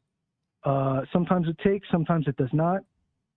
And that's how it works in this league. We're not everybody we draft. And by the way, last point, if you look at the draft picks that the Knicks have had over the last 20 years, you take the let's say, Ginobili, not Ginobili, excuse me, Gallinari, Wilson Chandler, right? Everybody from let's say the year 2000 to Kristaps Porzingis. You take the top 7 or 6 guys that we've drafted from 2000 to KP, and then you compare them to the 6 or 7 kids that we have on the roster right now. You'd probably take all of the 6 or 7 kids that we have on the roster right now compared to all those guys for the last 20 years. Okay. So we have a consolidated group of young talent on this team, and we all want to see more of them because they're developing. Yeah. That's all I'll say. I'll let it go. I appreciate you, man. Thank you for your time. Thank you for the call. All right. Hey, look, I know there's a lot of Knicks fans there right now. They don't want to feel optimistic. They don't want to hear anything good. They just want to scream, holler, and yell. But a quick question. We know that Dragic is going to get bought out. Would you entertain Dragic? He probably wants to go to a contender, but would you entertain bringing in Dragic? I wouldn't. I mean, I think he's not going to be here next year. I think any move we make should be for this year and going forward. Like Schroeder gives us an opportunity to see if he's somebody we would want. Dragic at this point wouldn't help us as far as cap space. So, I wouldn't do it. Okay. All right. I'm a pass on Dragic. It just smells like Jose Calderon 2.0. I'm fine. I'm good on that. All right. Andy, I see you shaking your head no too. Yeah, I'm gonna pass on Dragic because I literally know that. Listen, he was at Heat games sitting behind the Heat bench while he's under contract with the Raptors. Sim, that's yeah, that's right. Things you just don't do, man. Right. Yeah, no doubt about that. Let me get to a super chat, and I have one more question I want to ask you. King Ant G, he said it's about choosing a direction. We are a bottom 6 to 7 team in the league. Led by vets. Look at the other teams in our lottery vicinity. They're led by the youth. Losing with vets is idiotic. Can I say this, Sam? I think it's a misnomer or whatever the word is right now to talk about vets versus young people. The vets we're talking about are in their 20s. Right. We're not talking about grizzly vets that are like 30. They've been in the league for like 10, 15. That's not what we're talking about. These guys that we're talking about are still in their prime. Yeah. They're just not playing well. So let's stop with the vet versus young people. I definitely think there's a difference. All right, Kemba's a vet. I like a grizzled, an old grizzled vet. Right. Alec Burks, I don't know if he's an old grizzled vet. He's 30. But you got Taj, who, he's situational. Right, he is. Okay. Derrick Rose, when he's back, he'll be playing. Right. But everybody else, I mean, I don't know. How old is Fournier? 28? 28. 28. Yeah, Fournier's 28. Randall is 27. Right. And then RJ, obviously, is 21. Mitch is 21. Right. IQ 24. is like 21 or 22 or 21. Maybe Mitch is 22. Obi is 24. Quentin Grimes is 21. Cam Reddish, if he gets into that lineup, is 21. So you're talking about a good portion of the Knicks lineup being young players. It's not like we're playing a whole squad of guys who are 30 plus. Yeah. That is definitely, a false narrative that's out there, because we're definitely playing young guys. It's no doubts about it. It's no doubts about it. It's something that I mentioned in Queens Court when I was with Steph a couple weeks ago, and it's just sometimes as a team, what ends up happening, you overachieve 1 year, 1 year you underachieve, you don't make it to a playoff. That was Miami a while ago before they acquired Jimmy Butler. They go to the playoffs. Next year, they don't make it. They go to the playoffs next year. And part of it is because you bring in so much young talent. You just got to let these guys duke it out. You got to let these guys figure it out. And this is, once again, the notion that Tibbs don't like playing young guys is false. I just looked up so many young players that he played on those Bulls teams. He had obviously Rose, Gibson, Jim Kim Noah. He had Tony Snell, Amar Oski, and those guys was averaging 10 and 10. So it's just I'm kind of old school in the sense you gotta sometimes let these young guys earn it. Not all the time is just take the young guy and just throw him in there, because you see at times it can really hurt their development. And I think this thing that Tibbs is not a development coach is I think it's a false narrative.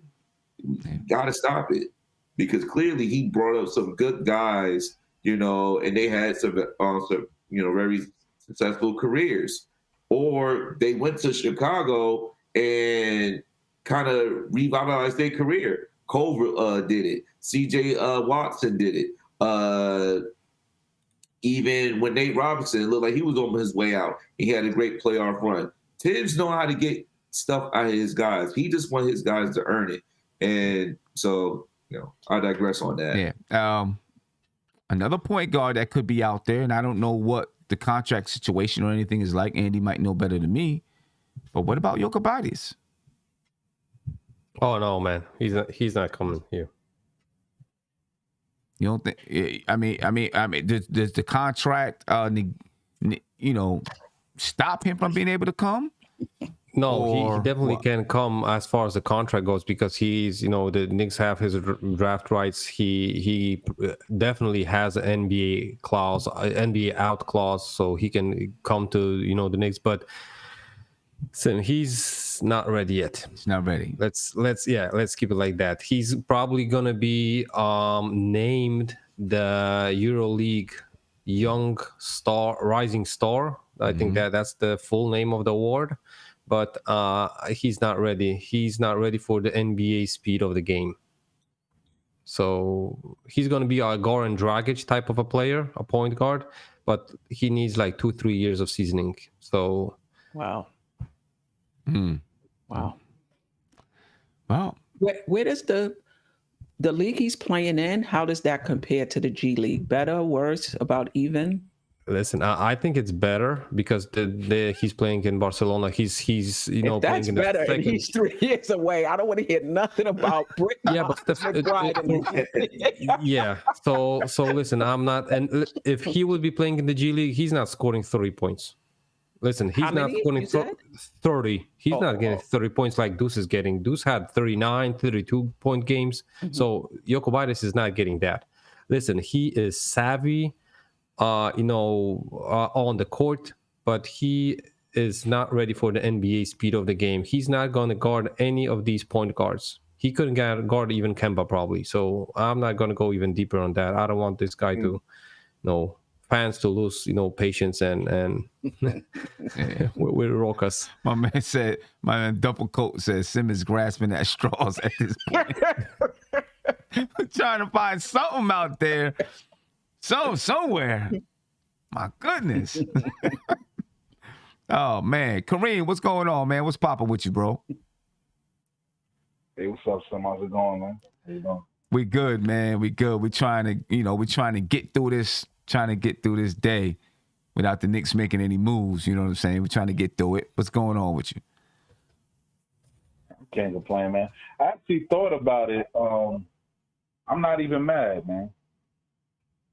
I think a big part of this comes from, I like the way we, feel right now comes from us making that 4th seed last year, last season. And I thought about it too. I'm like, bro, a lot of teams, what we would call overachieve. Like, look at Atlanta. We ain't that far apart from them this season, and they went to the Eastern Conference Finals last year. So, I think that we wanted to make moves, but these teams wanted too much, and we realized, okay, cool, we want to get better, but we still rebuilding, So you got to find that equilibrium between the two, Right. So but of course, yeah, we need a point guard. We did the Kimba thing. Obviously, it didn't work, but I can't watch Burks. I can't do it, bro.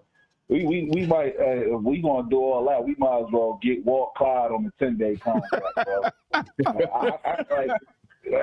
can't do it, bro. Like, he's not a point guard, So and then you kind of he's gonna struggle. Just like IQ is not a point guard. So when you put these guys in that position, you take away one of their initial strengths, which is scoring.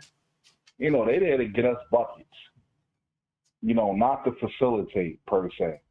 But I'm not mad at it, man. I know this is going to take some years, but I get it. You go from the 4th seed now it's like, you watch each game and it's like depression, bro. Like, I can relate, but this is a process, and like I said, again, we probably wanted to make some moves, but teams, let's see if they the old Knicks. Give us 4 picks. Right. Right. We already know how it went. They was trying to fleece us. Give us 4 picks and your kids' pension fund.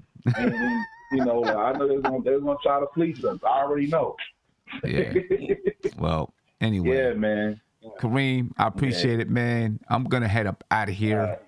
All right. I got to get to basketball practice myself. Andy, go ahead, man. Sim, just a fast, afterthought about the Knicks thing, about the trade for the Nets and the 76ers. Do you guys think that Ben Simmons is going to suit up like the next game the Nets have? Wow. The next game, he was because he was blaming all the thing on depression, stuff like that, mental health. And if he got traded and he's going to be like, okay, Friday I'm playing ball.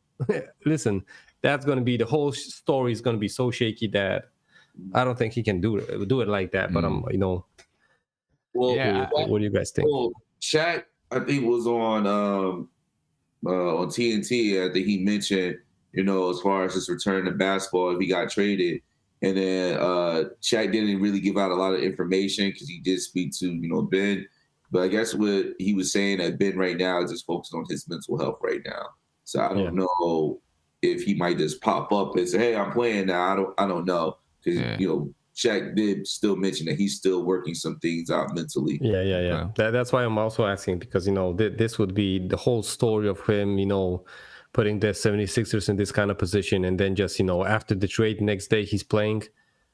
Right. That wouldn't look good on him. I don't know if it's what's his name is still his agent, LeBron's boy, but that wouldn't be a good look on him at all. Nah, not at all. Not at all. Well, ladies and gentlemen, I'm gonna get up out of here. Please remember, today's show was brought to you by the Jock Market. All right. And, for the big game this weekend, man, they got a nice raffle going on. One winner who trades at least $100 in the market will get $5,000. One winner. One winner. If you trade over $100 or more, you get $5,000. Possibly. You'll be entered into a raffle. 3 winners who trade at least $56 will get $500. And 10 winners who trade at least $1 will get $100. And then you got 25 winners who'll get a baseball cap. All right, so make sure you check out Jock Market. There's a link in the description of the video. Then, of course, as I mentioned earlier, if you bet on some sports that you never bet on before, they'll give you a free $25. All right, and that's for each sport that you never bet on. So go check out the Jock Market. All right, the link is in the description of the video, where fantasy sports becomes a stock exchange, ladies and gentlemen. But I got a lot more coming. We got a lot more coming with the Jock Market. You're really going to like the Jock Market. So go check it out, learn a little bit about it, and we're going to have some fun with it in the coming weeks. All right, make sure you check us out tonight, ladies and gentlemen. The game starts at 10:15. We didn't get a chance to talk about the game much, but it is what it is. The game starts at 10:15 tonight. The Knicks versus Golden State. We'll be on. I'll be on. Sometime after the game, a couple minutes after the game. The game's going to get over late, so you're talking 12:30 a.m. or something like that. So if you're up, join me on the post-game show as we figure out what's going on with these New York Knicks, man. Steph, any last words? I'm disappointed, but at the same time, like I said, if the Knicks were to make any trade, I would want it to be not just for this season, for next season as well, and not to do anything risky, just for the season. And I'm hoping they weren't just being super conservative. I just hope that there wasn't anything that came across their table that they thought was worthwhile. Right. Yeah. Andy? Yes, Emma. I don't even know how I feel. I don't know if I'm happy or I'm sad, man. It could be worse, but it easily could be way better. So I'm going to leave it at that. Yeah, I hear you on that one. No doubt. I hear you on that one. G Fresh, any last words?